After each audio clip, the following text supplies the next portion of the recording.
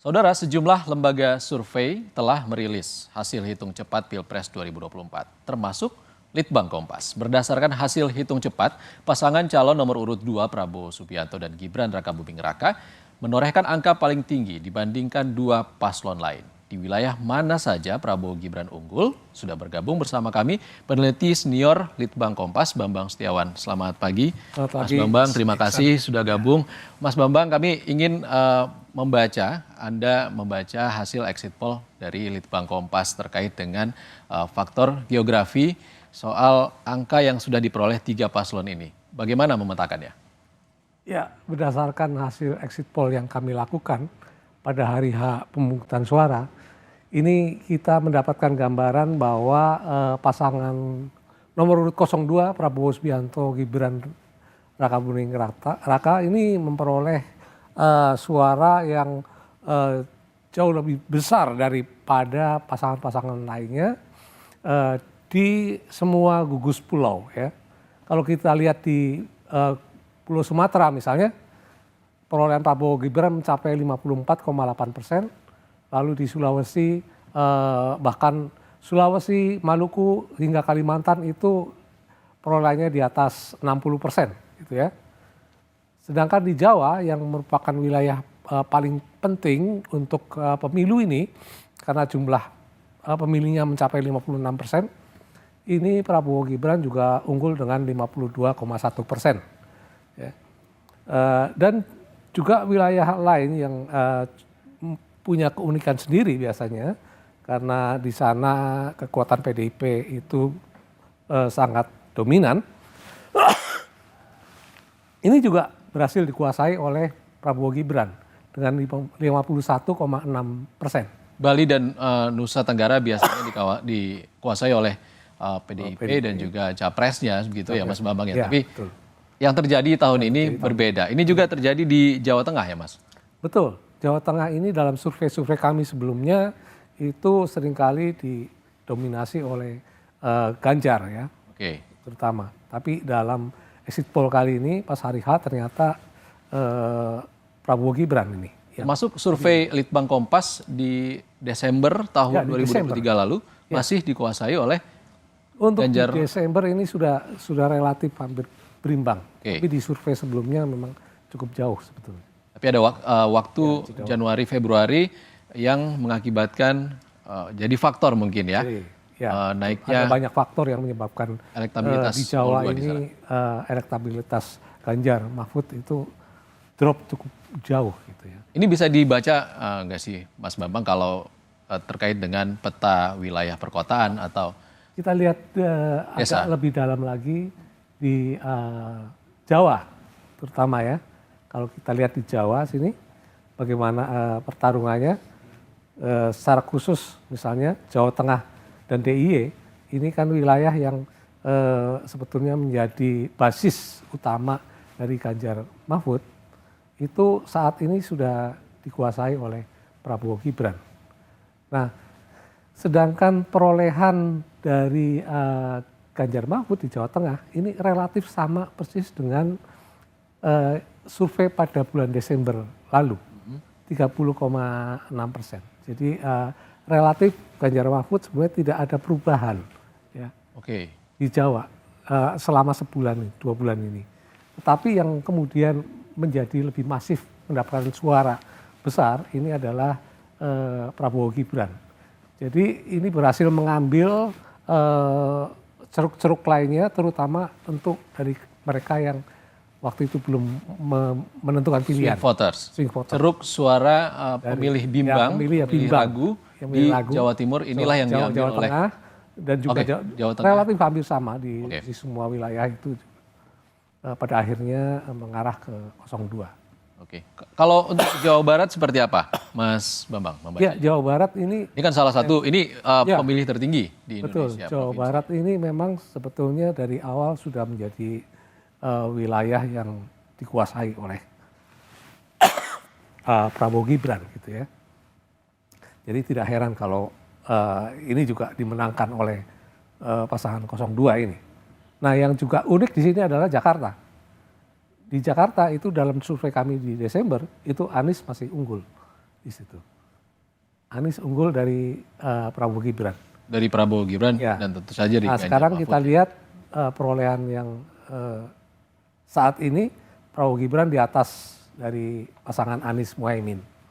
Dan pada survei Litbang Kompas Desember tahun lalu 2023 akhir posisi dari Anies Muhaimin masih unggul di Ya, Jakarta. masih unggul di Jakarta waktu itu. Masih unggul tipis ya. Sekarang ini yang lebih unggul pasangan Prabowo Subianto. Oke. Dan itu apa yang diambil oleh pasangan Prabowo Gibran di Ceruk Suara Jakarta? Ini kan sebenarnya diungguli oleh Anies Muhaimin selama ini. Relatif Hasil sebetulnya mengambil dari masa yang bimbang itu. Masa yang bimbang saat itu. Jadi lebih pasti sekarang ini. Persentase masa yang bimbang cukup besar saat itu. Kalau bulan Desember kan 28% itu. Kalau sekarang ini sekitaran 12%. Pemilu berlangsung. Artinya tinggal 12% suara. 12% itu sebetulnya karena ini udah pemilu, jadi cenderung mereka yang merahasiakan pilihannya tadi. Merahasiakan pilihannya, bukan bimbang lagi. Gitu Bukan ya. bimbang lagi. Tidak memberikan keterangan kepada Tidak memberikan keterangan. survei exit poll. Oke, Mas Bambang ini terkait angka yang sangat unik gitu ya. Kalau kita bisa membaca alasannya atau faktornya apa saja sih sebenarnya? Ya ini perubahan yang luar biasa ya, masif ya. Mungkin banyak juga yang tidak menyangka bahwa hasilnya akan begitu tinggi untuk pasangan Prabowo Gibran. Tapi tentu saja ada dinamika politik yang turut berpengaruh ya di sini. Terutama kalau kita lihat lebih jauh misalnya kita kaitkan dengan faktor Jokowi atau Jokowi efek di sini ya. Di sini mereka yang puas ya terhadap pemerintahan Jokowi itu cenderung menjatuhkan pilihannya ke Prabowo Gibran. Ini angkanya yang muncul sekarang ini sampai 62,6%. Ya. Jadi mereka yang puas cenderung menjatuhkan pilihannya kepada 02. Ini angka ini berbeda sangat signifikan dari bulan Desember, survei kami bulan Desember tahun lalu, di mana angkanya masih di kisaran 40-an. 40% mereka yang puas terhadap kinerja pemerintahan Jokowi itu memang sudah mendukung Prabowo Gibran. Tetapi pada hari H pemilu naiknya makin tajam lagi. Jadi makin solid mereka yang artinya ada perpindahan suara dari pasangan kebanyakan bukan perpindahan lagi, tetapi menjadi lebih pasti. Orang yang bimbang tadinya, apakah saya memilih 02 atau 03, kebanyakan itu yang bimbang di antara itu. Lalu pas hari H, mereka yang bimbang menetapkan pilihan kebanyakan ke 02. Itu kalau hasil dari periode November Desember dengan hasil yang dipublikasi oleh Litbang Kompas pada Desember. Lalu sepanjang awal tahun ini, Januari Februari masa kampanye, apalagi kampanye akbar, itu yang menjadikan ada perubahan yang sangat signifikan, Mas Bambang. Ya itu salah satu saja, hal-hal lain tentu didukung oleh masifnya pergerakan Prabowo Gibran ini baik oleh mesin mereka sendiri di berbagai wilayah, ya, terutama di Jawa dan kita lihat juga sangat intensif itu di Jawa Tengah. Itu juga didukung oleh tentu kita bisa secara kasat mata melihat bagaimana Bapak Presiden Jokowi seringkali turun lapangan di Jawa Tengah misalnya kan pada minggu-minggu terakhir ini. Itu tentu memiliki pengaruh yang sangat besar pada akhirnya mereka lebih memilih 02. Tetapi juga kita lihat di tengah pergerakan mesin 02 yang masif di lapangan, sayangnya memang kita lihat itu tidak terjadi di mesin-mesin partai ya. Dan juga mesin-mesin pasangan lain ya. Gitu. Seperti yang tadi disampaikan oleh Ketua DPC Solo juga. Karena saya kan tidak jalan turun lapangan juga memantau selain kuantitatif ini kita juga kualitatif melakukan studi geopolitik itu kita bisa melihat Seperti apa betapa hasilnya? sepinya relawan-relawan dari pasangan lain yang kerja di lapangan itu jauh lebih sepi daripada yang kita temui di 02 ini. Itu secara kualitatif, apa faktornya kira-kira? Ya, secara kualitatif kita menanyakan kepada orang-orang, misalnya ini siapa saja yang sudah memberikan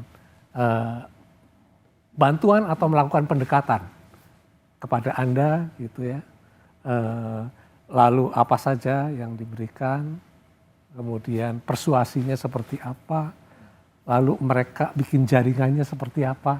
Itu juga ditanyakan kepada calon pemilih. Kepada calon pemilih. Oke. Jaringan seperti apa yang mereka bentuk ini. Nah, kita bisa melihat bahwa ini kaki-kaki utama dari relawan pada level misalnya kecamatan sampai ke bawah itu relatif sudah dalam tanda kutip sudah diborong lah oleh 02.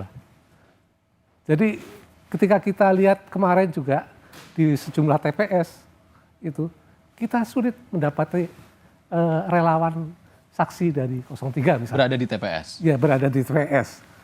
Ini berbeda dengan apa yang Berbeda terjadi sekali. 2019 lalu. Iya, betul. Ini banyak TPS-TPS yang terlihat kosong dari ini. Saya cek beberapa lokasi begitu. Itu secara kualitatif. Oke. Tapi kondisinya di TPS tersebut ada dari relawan dari Betul. Prabowo Subianto Kalau dan Raka Buming. ini ada misalnya. Oke. Dan cukup aktif juga untuk 01 ini ada. Tapi sayangnya memang terjadi kelangkaan itu untuk relawan 03 yang ada di sebagai saksi di TPS. Oke. Kalau Mas Bambang terkait suara tingkat kepuasan mereka yang puas dengan kinerja Jokowi tadi cukup tinggi untuk pasangan Prabowo Gibran. Kalau yang tidak tahu terkait dengan kepuasannya terhadap kinerja pemerintahan Jokowi ini juga masih dikuasai oleh Prabowo Gibran. Prabowo Gibran itu begitu. Betul. Nah, agak berbeda situasi buat mereka yang tidak puas di sini. Mereka yang tidak puas memang lebih mengarahkan dukungannya ke pasangan 01 Anies Muhaimin di sana. Jadi hal ini memperlihatkan bahwa pemilih memang berbeda secara diametrikal antara mereka yang puas dengan kinerja Jokowi dengan yang tidak puas. Yang tidak puas cenderung memang terkonsentrasi pada sosok Anies Muhaimin. Sementara yang puas memang makin terkonsentrasi di sosok Prabowo Gibran. Dan ini ada kenaikan terkait mereka yang tidak puas? Yang tidak puas naik. Ya. Baik. Mas Bambang, kalau kita kan tahu ya kalau pemilih terbanyak tahun ini adalah mereka yang berusia dari generasi milenial. Itu kita bisa lihat ini dari Gen Z. Soal demografi pemilih ya, generasi. Nah, kita lihat di sini betapa masifnya ya generasi Z ini yang berusia di bawah 26 tahun. Ini menjatuhkan pilihannya kepada Prabowo Gibran. Itu angkanya sampai 65,9. Padahal di Desember itu masih berkisar di sekitar 50-an lah. Jadi ada kenaikan sekitar 15%. Baik. Lalu sebetulnya juga ini mencerminkan bahwa Prabowo Gibran didukung juga oleh generasi-generasi lain di atasnya. Gitu ya. Hanya memang makin muda generasi itu makin banyak yang memilih Prabowo Gibran. Dan ini semuanya rata ya Mas ya, ada kenaikan relatif rata dari angka pada Desember. Yang terjadi sebaliknya untuk Anies Muhaimin semakin tua generasi, dia makin banyak dapat dukungan dari kalangan yang lebih tua. Gitu. Ya, kembali lagi kita tegaskan kalau hasil exit poll ini bukanlah hasil Bukan hasil dan tidak mempengaruhi hasil resmi yang akan disampaikan oleh KPU. hanya Dan sebagai pengawasan sebagai demokrasi pengawasan demokrasi dan juga gambaran untuk publik sementara untuk publik bagaimana hasil pemilu 2024 ini. Baik, terima kasih Mas Bambang sudah bergabung bersama kami di Terima kasih, laporan khusus sama-sama, hari ini. Terima kasih.